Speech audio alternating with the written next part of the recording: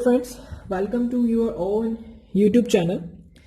आज हम बात करेंगे 10वीं क्लास के चैप्टर 1 रियल नंबर की एक्सरसाइज 1.2 का 5th क्वेश्चन के बारे में, जो कि है हमें ये चेक करना है, जो कि है check whether 6 n can end with the digit 0 for any natural number n।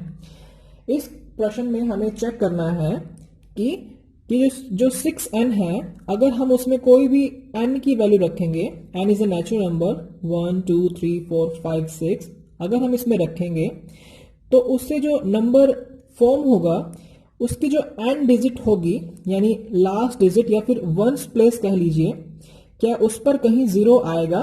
ये हमें इस क्वेश्चन के अंदर चेक करना है। एंड इस क्वेश्चन को हम चेक करते हैं। चलिए, चेक करने के लिए हमें इसमें एक रणनीति अपनानी होगी। वो क्या होगी? हम शुरुआत के तौर पर मान लेते हैं कि कहीं ना कहीं 6n के लिए, यानी किसी n के लिए 6n पर ये जो नंबर बनेगा उसकी n डिजिट 0 होगी।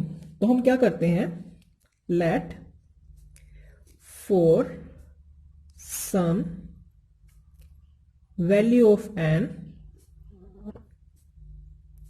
जो हमारा 6n है, can end with the digit 0, है ना।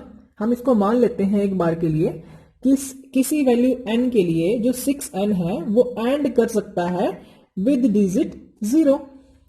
ओके, अच्छा, क्या आपको 5 का डिविजिबिलिटी रूल पता है?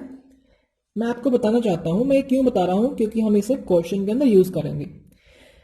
मैं आपको बता देना चाहता हूं, जिस भी डिजिट के एंड में 0 और 5 होंगे वो नंबर पक्का 5 से डिविजिबल होने वाले होंगे। यानी द नंबर एंड विद 0 और 5 will completely divisible by 5। This is the divisibility rule of 5, जो कि आपने 6th क्लास के अंदर पढ़ा होगा। अब हमने क्या माना कि जो 6n है वो एंड कर सकता है 0 पर किसी पर्टिकुलर वैल्यू n के लिए। तो डिविजिबिलिटी रूल ऑफ 5 के मुताबिक ये जो नंबर होगा 6n, वो 5 से डिविजिबल हो जाएगा। अगर 5 से डिविजिबल हो जाएगा, इसका मतलब है जो 5 होगा 6n का कहीं ना कहीं फैक्टर होगा इन इट्स प्राइम फैक्टराइजेशन। तो यही लिखते हैं, क्योंकि हमने चूज किया है कि वो जो नंबर है एंड करेगा 0 से। तो अगली लाइन लिखेंगे, so in prime factorisation of 6n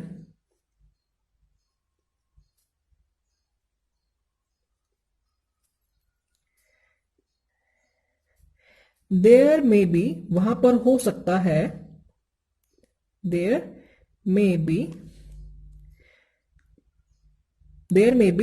5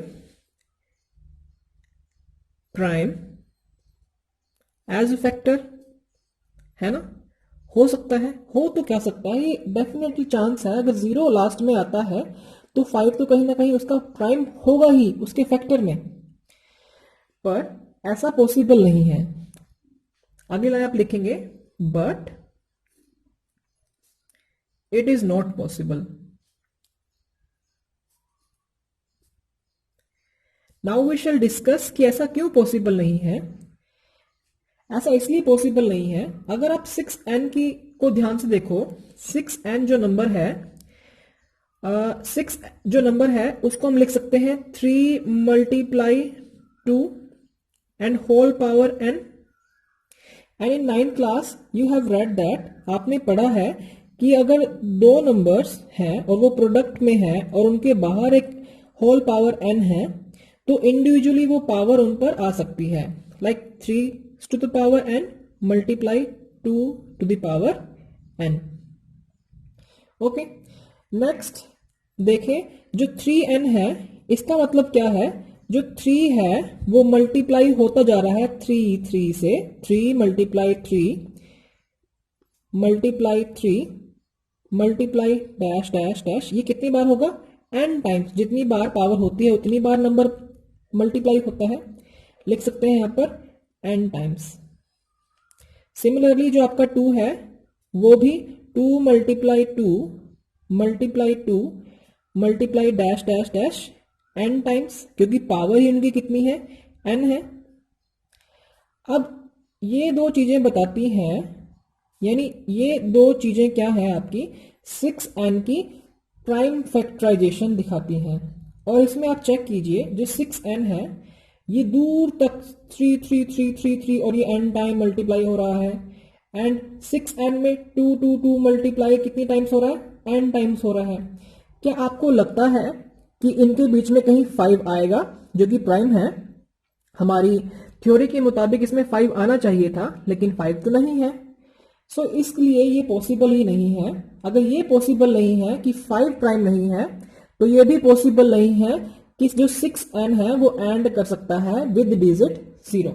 तो नेक्स्ट लाइन हमारी यही होगी, क्योंकि यूनिक होती है जो 6n है उसकी जो प्राइम फैक्टराइजेशन है वो यूनिक होती है। और ये गारंटी कौन देती है हमें? Fundamental theorem of arithmetic. अगर आपको नहीं पता फंडामेंटल थ्योरम ऑफ अर्थमेटिक क्या है, तो इसके लिए भी हमारे पास वीडियो है जिसका लिंक मैंने डिस्क्रिप्शन में डाल दिया है। तो अगली लाइन आपकी होगी 6n, अगली लाइन वैसे ये होगी, so there is no prime 5 in the factorization of 6n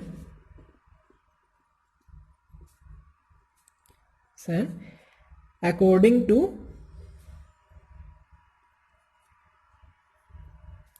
fundamental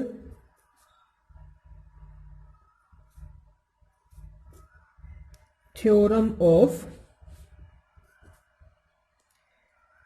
arithmetic.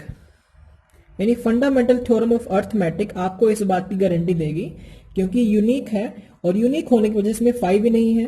अगर 5 ही नहीं है so there is no number for 6n for the value of n which can end with digit 0।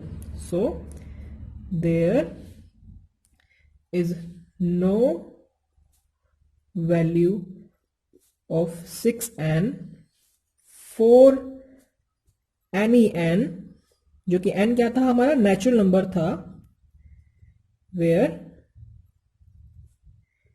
it can end with the digit 0।